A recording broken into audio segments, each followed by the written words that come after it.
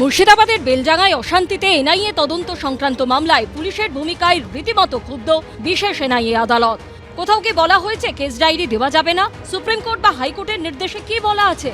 তদন্ত শুরু করার পর কেস ডায়েরি না দেওয়ার বিষয়টা তদন্ত নষ্ট করার সমান।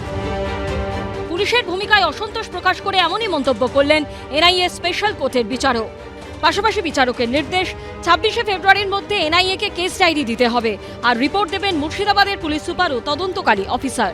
মঙ্গলবার শুনানিতে পুলিশের বিরুদ্ধে অসহযোগিতার অভিযোগ তোলে কেন্দ্রীয় এজেন্সি এনআইএ। পাল্টা সরকারি আইনজীবী দাবি করেন বেলডাঙ্গা কাণ্ডে ইউএপিএ ধারা দেওয়া হবে, এনআইএ তা আগে থেকে ঠিক করে এসেছিল। বিচারক তিনি কিন্তু প্রশ্ন তোলেন সুকুমার রায় যে কেন অর্ডার দেওয়া সত্ত্বেও সেই অর্ডারটা মানা হলো না, সম্পূর্ণভাবে আইওকে এক প্রকার ভৎসনা করলেন। 16ই জানুয়ারি ঝাড়খণ্ডে এক বাঙালি শ্রমিকের রহস্য মৃত্যুর ঘটনাকে কেন্দ্র করে দুদিন ধরে বেলাগাম তাণ্ডব চলে মুর্শিদাবাদের বেলডাঙ্গায়। 31শে জানুয়ারি এই ঘটনা তদন্তভার হাতে নেয় কেন্দ্রীয় এজেন্সি এনআইএ। সেই এনআইএ তদন্তের বিরোধিতা করে সুপ্রিম কোর্টের দ্বারস্থ হয় রাজ্য সরকার। কিন্তু বেলডাঙ্গার অশান্তিতে ইউএপিএ যুক্ত করার কারণ নিয়ে এনআইএ-কে কলকাতা হাইকোর্টের রিপোর্ট জমা দিতে নির্দেশ দেয় সুপ্রিম কোর্ট। সেই সঙ্গে মামলা হাইকোর্টে ফিরিয়ে দেয় সর্বোচ্চ আদালত। মঙ্গলবার এনআইএ স্পেশাল কোর্টে এই মামলার শুনানিতে তদন্তকারী অফিসার সুদীপ কুমার ধরের কাছে বিচারক জানতে চান তিনি কি কেস ডায়েরি দিয়েছেন। উত্তরে তদন্তকারী অফিসার বলেন হাইকোর্টে মামলা চলছে। তখন এনআইএ স্পেশাল কোর্টের বিচারক সুকুমার রায় বলেন সুপ্রিম কোর্ট বা হাইকোর্টের কোনো অর্ডার আছে যে দেবেন না? অর্ডারে কি কোথাও বলা আছে কোথাও কেস ডায়েরি হ্যান্ডওভার করতে হবে না?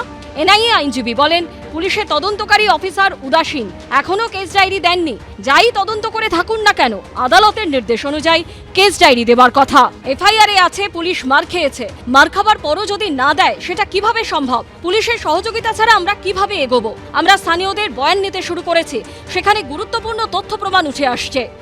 আমাদের প্রশ্ন করেছিলেন যে এনআইএর তরফ থেকে কি বলার আছে, তো আমরা সেটাও পরিষ্কারভাবে বললাম স্যার আপনার ডাইরেকশন অনুযায়ী আমরা কমিউনিকেট করেছিলাম টু দ্য ইনভেস্টিগেশন অফিসার্স যে আমাদেরকে কেস ডায়েরিগুলো দেওয়া হোক, কিন্তু ওনারা কোনো রকমভাবে আমাদেরকে এনকোয়ারি করার জন্য সাহায্য করেননি। কোর্ট একটাই বলছেন যে হাইকোর্টই হোক বা অ্যাপেক্স কোর্টই হোক, কোনো জায়গায় কোনো কি রেস্ট্রেন্ট অর্ডার আছে আইওকে বারবার জিজ্ঞেস করেছেন, আইও তার সদুত্তর দিতে পারেন। আমরা কখনো বলিনি স্টে অর্ডার আছে, আমরা বলছি যে অনারেবল সুপ্রিম কোর্ট বলেছেন honourable high court will decide weather UAPA will attract or not, shall decide.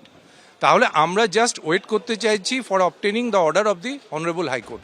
আদালতে সরকারি আইনজীবী বলেন শেষ অর্ডার আমার কাছে আছে, যেটা নিম্ন আদালত দিয়েছে। তদন্তকারী অফিসারকে উপস্থিত থাকতে বলা হয়েছিল। বিচারক তখন বলেন প্রথমে অর্ডারটা পড়ুন, যেটাই আদালত আপনাদের করতে বলেছিল।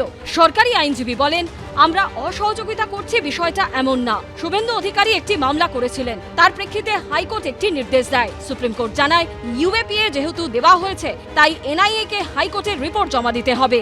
কেন এই তদন্ত তারা করতে চাইছেন, কি তথ্য পেয়েছেন, মুখ বন্ধ খামে জানাতে বলা হয়। ইউএপিএ হয় কি হয় না সে বিষয়েও জানাতে বলা হয়েছে। ইউএপিএ ধারা দেওয়া হবে কিনা সেটা রিপোর্ট দেখে হাইকোর্ট সিদ্ধান্ত নেবে।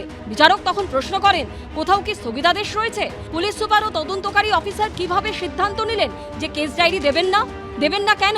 সরকারি আইনজীবী বলেন বেলডাঙ্গা কাণ্ডে ইউএপিএ ধারা দেওয়া হবে তা আগে থেকে ঠিক করে এসেছে এনআইএ।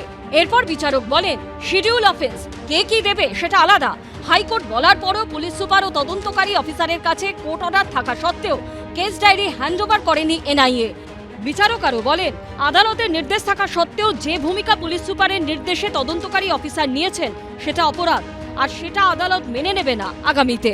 যদিও এদিন নির্দেশ স্থগিত রাখে এনআইএ স্পেশাল কোর্টের বিচারক। আবিদ দত্তের রিপোর্ট, এবিপি আনন্দ, কলকাতা। এবিপি আনন্দ, এগিয়ে থাকে, এগিয়ে রাখে।